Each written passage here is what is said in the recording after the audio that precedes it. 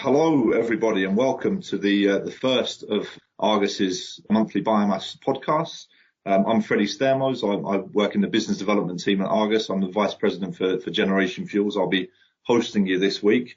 I'm joined by my esteemed colleague Søren Alsing, who is the head of fuel at Ørsted, and Niels Severinsen, who's a biomass procurement officer at Hofer, and also my colleague April Poor, who's the editor of the Argus Biomass report. The format for today is we'll have a market roundup, just looking at new developments in the market. That'll be led by April, and we'll move straight into a discussion with the panelists, Søren and Niels, off the back of that. And this week the topic is how biomass purchasers are responding to the fallout from the coronavirus crisis. So got some really interesting content and some really interesting views as well from the panelists. So I look forward to that. First up, we'll move straight into the roundup from April. So April, if I could hand over to you. Really just to get on to recapping what's been going on in the European pellet market over the last few months. The market finds itself in another interesting and, shall we say, challenging, I think, for everyone, position. If we look straight at spot prices on the CIF Northwest European index, prices have been in decline, quite a steep decline since the winter. There's a few reasons for this. I believe that the primary driver will be interesting to hear what the panelists' view is on this later. The primary driver, I think, really is the mild winter that we had in Europe. The market was always probably going to be in this position regardless of the Covid-19 outbreak, in that we were probably going to have a steady decline on the spot market in prices, merely because there was so much wood pellet supply left over in Europe after the mild winter that we had. And then the impact of what's happened with coronavirus certainly hasn't helped the situation. My personal view is that though it's not the main driver of the position that we are in today, i.e. very weak spot prices and weak production margins. Coronavirus, of course, has significantly weakened power demand across Europe, and where there is less power demand, in many cases there is less need for wood pellets in industrial power. So it sort of made the situation with oversupply a bit worse, we could say, but isn't the main driver. And then, unfortunately, we've had a fire at RWE's Eemshaven plant in the Netherlands, and that has really, again, kind of contributed to the oversupply that we've seen on the market. And just to sort of briefly cast our minds back to 2016, 2017, when the market was also in a difficult state, and actually spot prices reached their record lows. The sort of price levels that we've seen this month, this June, are more or less mirrored on the CIF market, they mirror the levels in 2016, and indeed, actually, the decline from winter to now versus the decline from the winter at the beginning of 2016 to the summer of 2016 is actually a lot steeper. And so I think that it's not too controversial to suggest that we could find ourselves once again looking at a backwardated market towards Q4. It might not be the case, of course.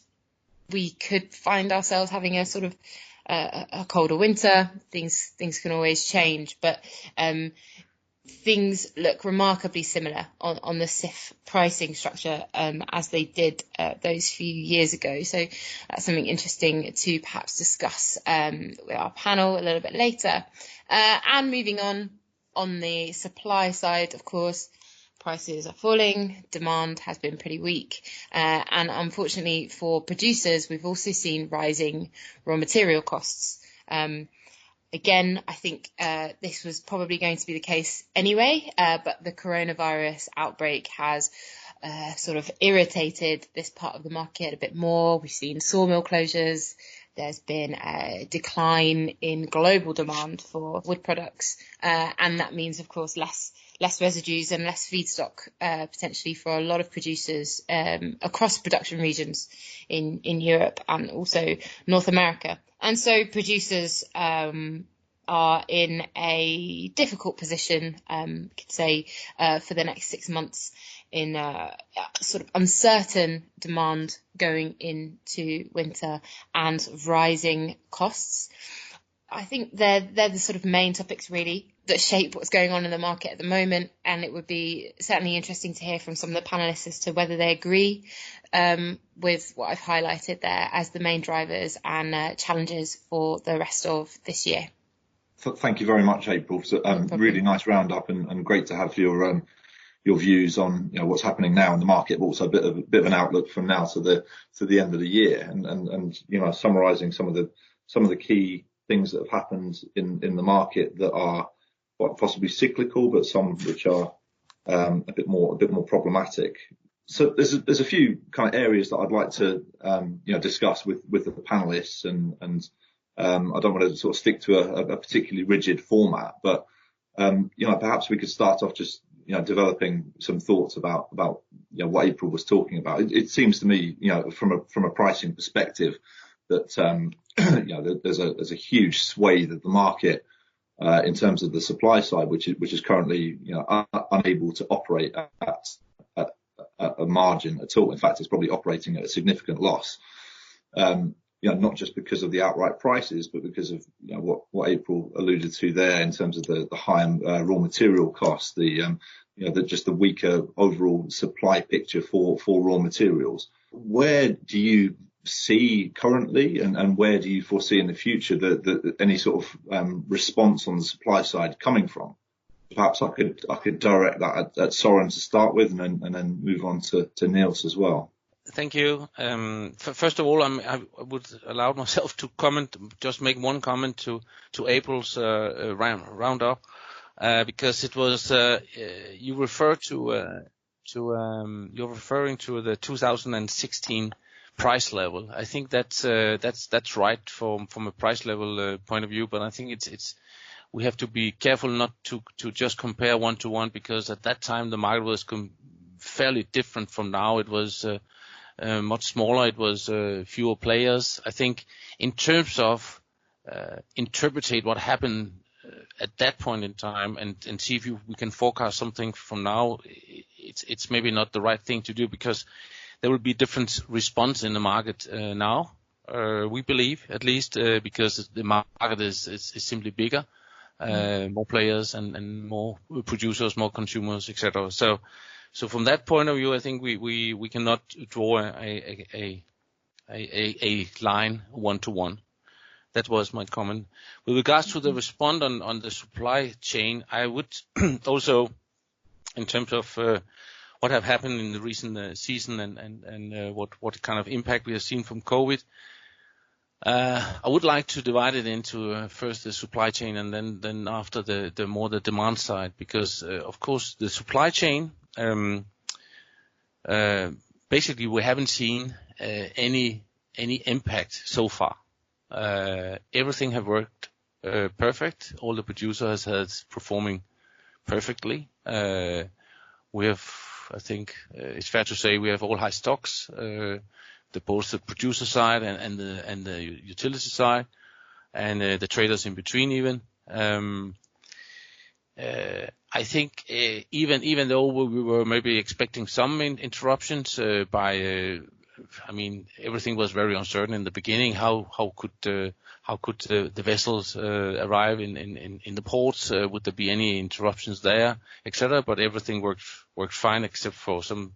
The crew was maybe more restricted in their let's say in their movement, or in whether they were allowed to go on shore. So far we haven't seen really any impact. But we do agree. I do agree with the assessment or analysis from April regarding what could happen. I mean, there could be some let's say, more restricted supply chain, maybe more on the raw material or the feedstock. We haven't heard, and we have heard, and we have seen already some impact on sawmills, and of course the feedstock are to some extent or large extent depending on residues from sawmills. How will the demand materialize going forward after COVID? That's of course an uncertainty whether the impact on COVID will be maybe on a midterm. On the demand side, we have seen a decrease in the demand on power. The power prices was already low. It was very, very high level in the Nordic reservoirs. So hydro have been extremely, let's say, low prices that have really pressed the power prices down, and then also have an impact on our consumption, at least, even though we are very much demanded, or we're very much heat demand driven. But the power prices has also a very significant impact on our consumption. And then the mild winter, which was already mentioned, also gave a little bit of setback in compared to prognosis on the heat demand. Okay, and perhaps Niels, if I could turn to you for your views on the points that April raised in the presentation as well, and whether or not you've started to see anything operationally different from the procurement perspective as a result of recent events. Sure. I will say I will, in general, agree very much with Søren, and also with the pointers that April gave us. But I also think that the mild winter, compared with what we saw last year in the market, have had the effect that the foresters and the operations in the forest, they have really tried to maximize out to get a high production, and thereby also the high storages we see right now. And that's simply due to the fact that they have had the access to the forests this year.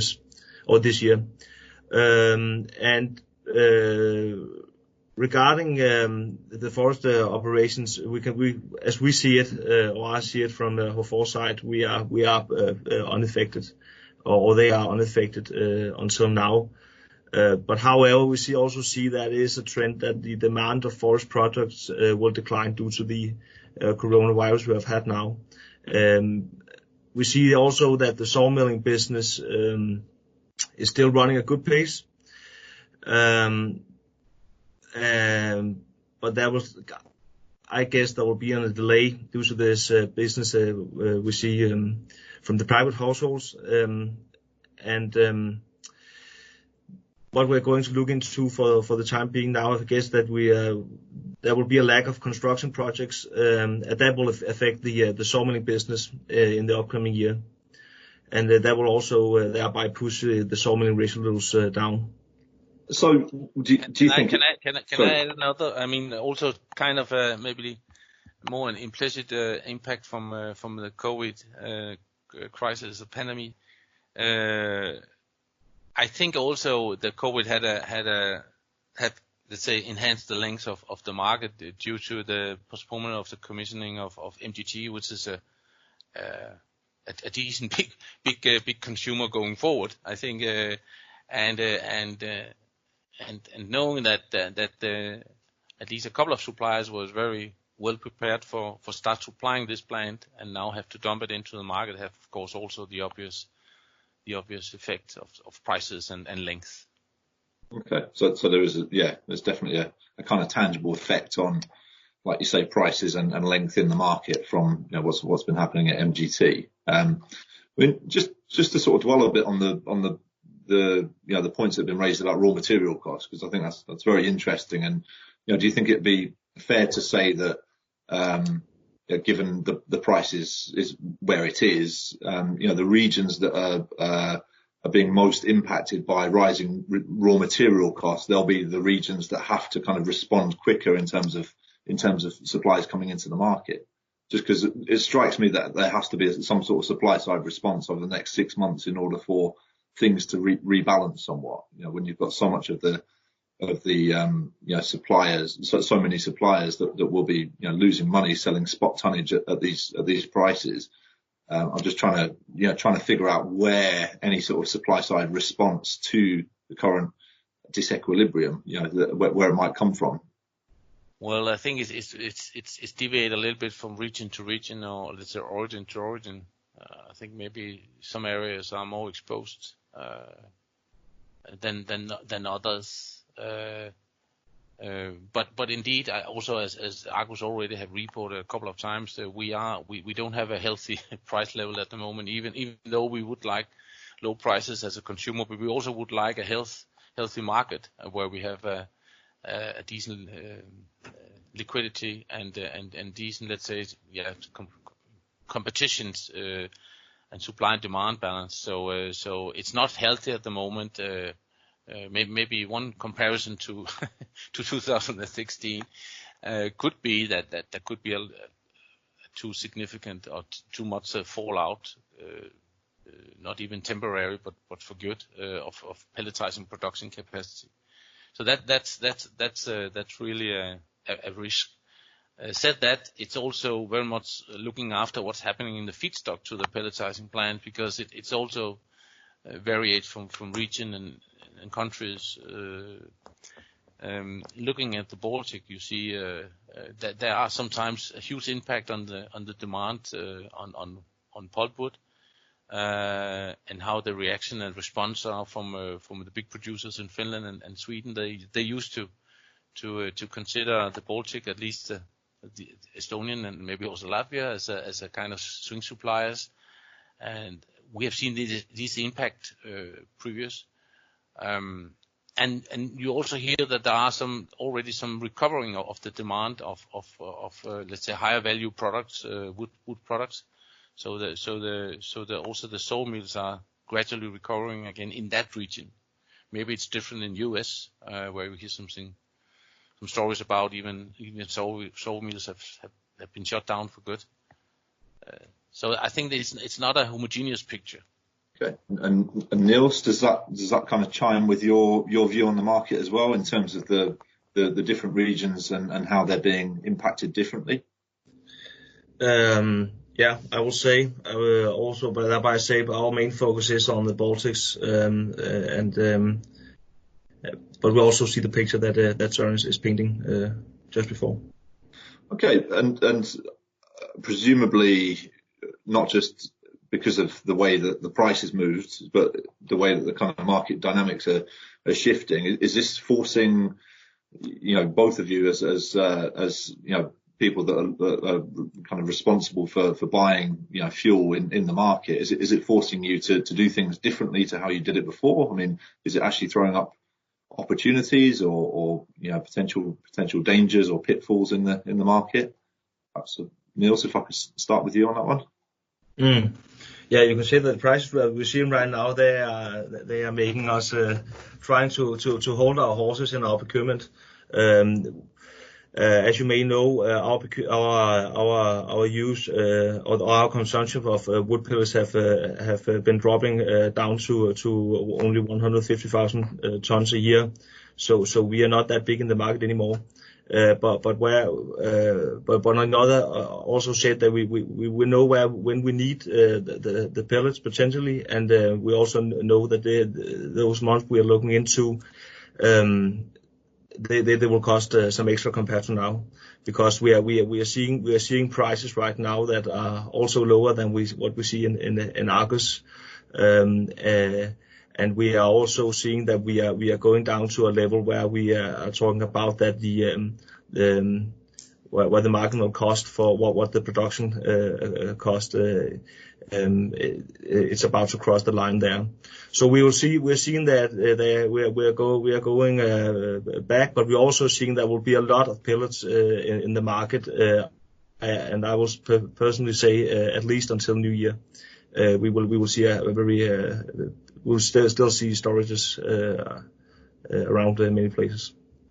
Okay, and Søren, over to you. Do you is it kind of forcing any kind of change in activity on your side in terms of buying fuel on the market? Well, we are not very active at the moment buying, but if at all. But I don't think that the strategy or the way we used to design our portfolio will change. Looking back, I think we have had like 2 extreme years in a row, but in different directions. So there's no normal year. What is the normal year? So the best thing is to be prepared for any kind of extremes.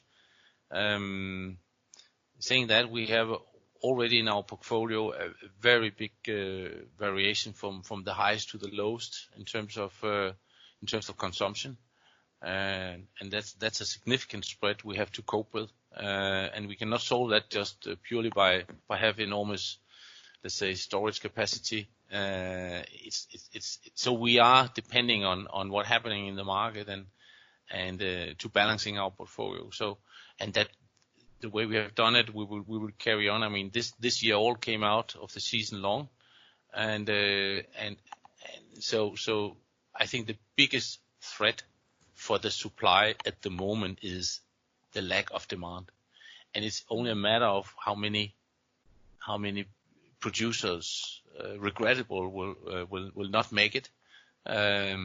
This is not healthy for the market. We always supporting fresh supply. So that's the threat to the market, that somebody simply can keep the head above the water, so to speak. And just looking at it from an absolute pricing basis, obviously, we're at historic lows in terms of the price of wood pellet and in terms of the price of various other fuels as well. I mean, is there anything as a utility that you're looking at doing to possibly manage price risk going forward, to actually kind of capture that value destruction that is theoretically quite beneficial to you as long as you can source the fuel? Low prices are good for end users, right? Well, it's I would say yes, but also it's also very much about the spread, what you have in power prices and heat prices, and of course you can transfer some of it, but it's also a relative business. I mean, in terms of prices, and we also previously have let's say also publicly supported any new initiative in terms of derivatives or hedging tools for the price pellet or for the pellet prices. But to be seen still whether it will be sufficiently, let's say, liquid. But definitely something we will look into and follow and also support, because in previous times when the fuel was black, we used a lot of these hedging tools, of course, and derivative market, paper market in general. So yeah. Okay, great. Well, I realised we spent a lot of time talking about wood pellets. Niels, from a wood chip perspective, are we looking at a very, very similar picture? Are there subtle differences or very, very clear differences in terms of the way that the markets are behaving at the moment?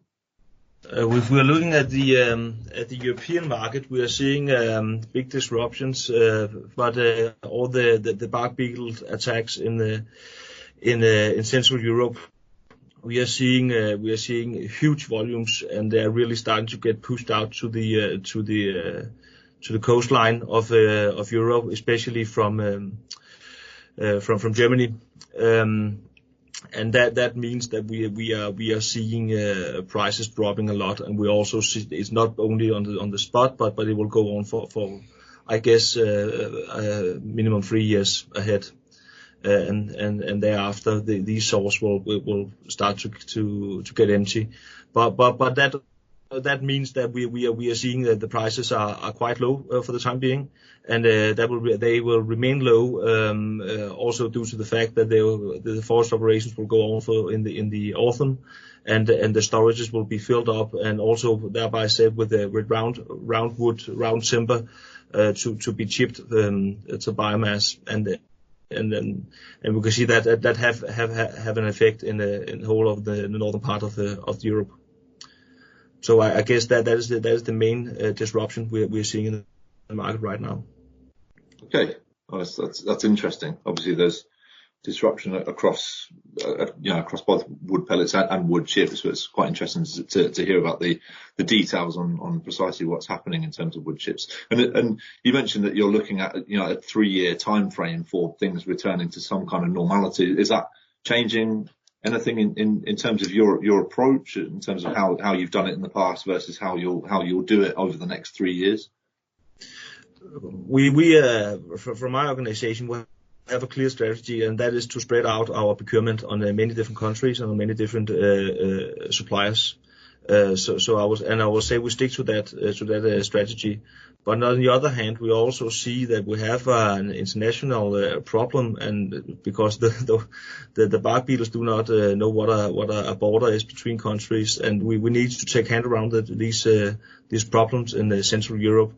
And the death of the forest done by the bark beetles, we have to regenerate the forest, and we can only regenerate the forest down there by taking out the old material and get it out of there. And the fact is simply that the longer we see that the trees stand dead in the forest, the drier they will be, and that also means that they cannot be used for pulp, for example. They cannot go to the wood mills to be made into construction wood and so on, and that will mean that we will see great or huge volumes for biomass, and that tends to push the price down in many places. And there's also a general tendency that we see that the people are getting or the suppliers are getting better and better in optimizing their production in many parts in Europe, and that also means that they can actually follow the price a little bit. Not saying that they could be the same. They are thereby helped by a strategy where we spread out, but we are seeing that the market can actually hold quite low prices for the time being. Okay, that's really interesting. There's a degree of responsiveness on the supply side for wood chip from wood chip producers, I should say, particularly when it comes to following the price, as you say, Niels. I feel like that's probably lacking slightly on the wood pellet side. I mean, would you agree, Søren? Yes, but can I also comment on the wood chips? Of course, yeah. Please. Because I think, of course, is the wood chips, the logic and the sentiment in the wood chip market is maybe slightly different from the wood pellets, because it's maybe easier to set up a flow. You need, let's say, one guy, 2 trucks, and a chipper, and then you're up and running. Then, of course, they're always very surprised about all the admin regarding making it completely sustainable and certified. But apart from that, we see the same picture as described by Niels. However, I think it's very, very important to emphasize that and that you also indicated that, Niels. But whatever we take of wood chips is wood chips which cannot be used for any higher, let's say, value purposes. It's a very important statement to also put here that it's not that because there are all these attacks from the bark beetle in some area, then it's just about a surplus of supply, and then it's a big party. We can just take whatever we like. It's not at all. Every single, I would say, almost log will be assessed for whether it can be used for a higher purpose. So it's only the bottom of the value chain we can pick out from these areas. Going forward, I think also due to this surplus of supply, however, it will develop some supply chain also to the north, the coastline, and up to Jutland even, and that will also maintain after this let's say peak of supply will have let's say passed, which is good. We are very much focused also from Ørsted to see to the extent possible to take Danish wood chips, of course. We have one plant located inland, so to speak, and it's purely Danish wood chips. But also we see to which extent we can bring in Danish wood chips to the other plants which is important from us, not only from a Danish point of view, but also to because we see the price kind of competitive to imported wood chips as well. Well, it's really interesting to hear that the market is actually developing as a result of some of the things that have been happening recently, and like you say, like you explained, the infrastructure is being developed. More sources are being developed on the wood chip side. When do you think? And this is a $1 million question, really, but and perhaps there is no normal. But when do you think we'll get back to some sort of normality in the market across wood pellets and chips? So maybe I could counter ask, what is the normality? I mean, it's a normality, but it's a normality according to the textbook is a kind of a balanced market, supply demand. But maybe the nature of these markets are simply so sensitive to whatever happened impacting. So they are very, let's say, volatile. We don't know yet, actually, because we haven't seen this size of this industrial market on pellet and similar to wood chips. We haven't seen this market really for more than a couple of years now. So there is no really track record. Yeah, I maybe agree, it was a little bit provocative answer, but I think it's fair to say what is normal. If I could just sort of chip in there as well, I really agree with Soren's sentiment.